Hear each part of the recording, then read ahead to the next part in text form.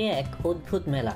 সদ্য যৌবনপ্রাপ্ত মেয়ে থেকে শুরু করে বিভিন্ন বয়সের মহিলারা এই মেলায় অংশ নেন স্রেফ জীবনসঙ্গীকে খুঁজে বের করতে।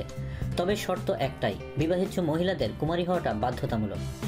আসলে বুলগেরিয়ার স্তারা জাগোরা নামে এই অঞ্চলের রোমা জনগোষ্ঠীর মহিলারা এভাবেই বিবাহ বন্ধনে আবদ্ধ হন। রোমা জনজাতি মূলত তামার বিভিন্ন জিনিসপত্র তৈরি করে থাকে, এটাই এদের রুটি রুজি। বুলগেরিয়াতে এদেরকে অনেকে কালাইদোছি বলেও ডাকে। দারিদ্র আর অনটন এদের নিত্যসঙ্গী, ফলে বিবাহের মতো ব্যয়বহুল অনুষ্ঠানের আড়ম্বর এদের পক্ষে সম্ভব হয় না। তাই এই মেলাই রোমা জনজাতির কাছে জীবনসঙ্গিনী খুঁজে পাওয়ার একমাত্র জায়গা। পাত্রীর সাজে মেলায় আসা মহিলাদের শুধু পছন্দ করলেই হবে না, পুরুষদের এর জন্য খসাতে হয় কারি কারি টাকা।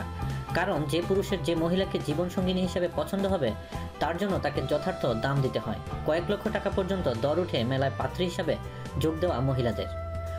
কোন পাত্রে কেমন দর পাবেন তা নির্ভর করে তার সৌন্দর্য থেকে শুরু করে সাজ পোশাক আচার ব্যবহারের উপরে।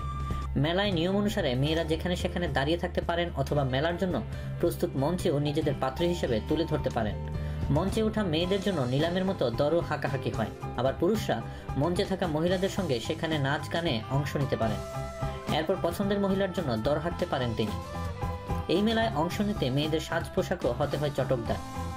এখানে নাবালক দম্পতি দণ্ডনীয় অপরাধ হিসেবে গণ্য করা হয় না, ফলে 13 বছরের মেয়ের সমবয়সী পুরুষ সঙ্গী এখানে একেবারেই বিরল নয়। এমনও দেখা গিয়েছে বাবা মায়েরা ছেলে মেয়েকে অল্প বয়সে এই মেলার অংশগ্রহণের জন্য নিয়ে এসেছে, কারণ বাবা মায়েদের ধারণা বেশি দেরি করলে হয়তো ছেলে মেয়েকে সারা জীবন চিরকুমার বা চিরকুমারী হয়েই কাটাতে হবে। বছরে 4 বার এই মেলা বসে, সবচেয়ে বেশি জনপ্রিয় হয় বসন্তের মেলা।